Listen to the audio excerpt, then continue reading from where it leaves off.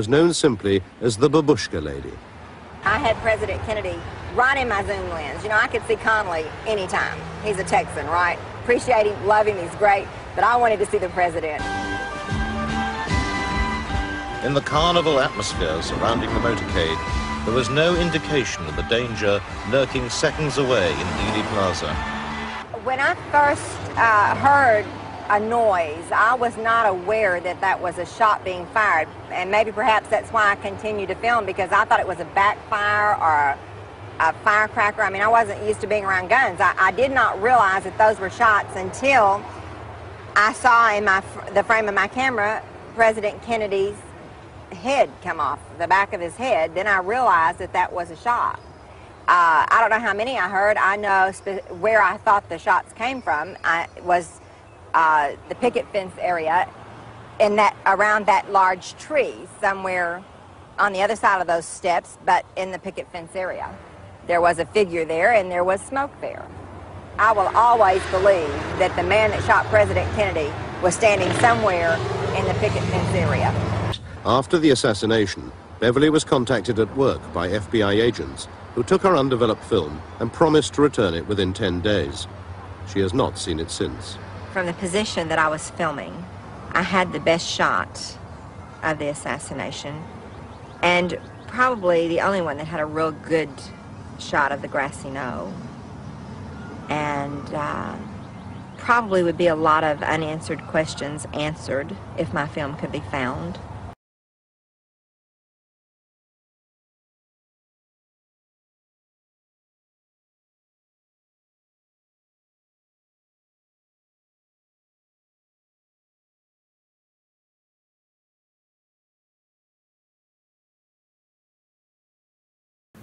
Now, were you familiar with Jack Ruby? Yes, I knew Jack Ruby. Well, you ever had a drink with him? Yes, on several occasions. Now, how did you become familiar with him? Well, he owned the club next door, and everybody knew everybody. We'd just go back and forth between clubs. I just became acquainted with him as the guy that owned the club next door. You were, what, 16 or 17 years old? 16. And at that time, your employment in the club was limited to what? It wasn't limited. You were a singer, weren't you? Yeah. Did you participate in the stripping at all? No, I didn't. And where was Ruby located? He was sitting at a table. And was he alone? No. And who was with him at the table? To the best of my memory, there was a man and Jada, a stripper. Now you say the word Jada. Is that... Jada, how long did you know Jack Ruby? I knew Jack Ruby for approximately 4, 5, 6 months. In what relationship? I was employed as the feature at the Carousel Club. What kind of a man was he? Jack Ruby was a fanatic. He was a very nervous man, a very violent man. He would cause hassles and harassments and always running around, very energetic. Would you say he had a violent streak in him? Oh, yeah, very much so. Yes, he would get carried away by something and lose all rational thinking. He would just go off, zoom, and just, he had to prove something. He had to be somebody. Approximately how long before the assassination did this take place? About 2 weeks. All right. To the best of my memory, 2 weeks, 10 days, 3 weeks, somewhere. It wasn't any more than that. All right. Jada was at the table with Ruby, and who else was there? Another man that was introduced to me as Lee Oswald. Now, who did the introduction? Jack Ruby. Was there anybody else at the table? Now, what, if anything, did Ruby say about Oswald, for example, who he was employed by? Well, whenever he introduced him, he said, "This is Lee Oswald, and he's with the CIA," which didn't register anything with me because I was just... And the time of the assassination, where were you? In Dealey Plaza. And what were you doing there? Taking pictures. And what were you wearing on? So you were actually taking pictures Yes. of Kennedy at the time he was shot? Yes. All right. Now, Kennedy was shot on a Friday.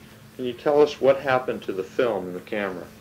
Okay, to the best of my memory, I am, and they showed me some cards and introduced themselves. I don't remember their names, but they said they were from the FBI and the CIA, and that stuck in my mind because I knew that they would like to take the film, develop them, view them, and then they would see that I got them back. And was it ever returned to you? No, it wasn't. I'm going to turn this off just for a second.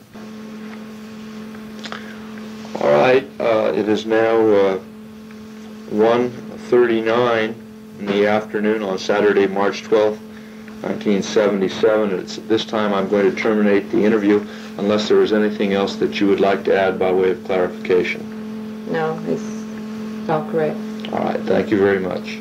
This terminates the interview. I think we overstayed our leave on.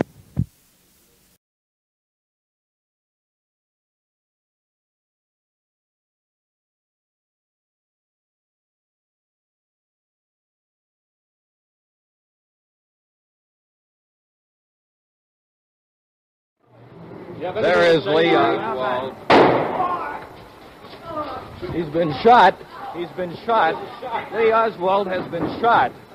There's the man with a gun. It's absolute panic here in the basement of Dallas Police Headquarters.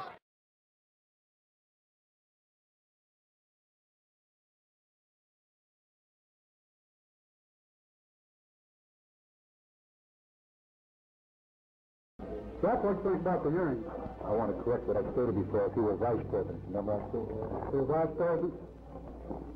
Yes, I did when I mentioned about Adlai Stevens. If he was vice president, there would never have been no assassination of our beloved President Kennedy. Would you explain it, Jack? Well, the answer is the man in office now.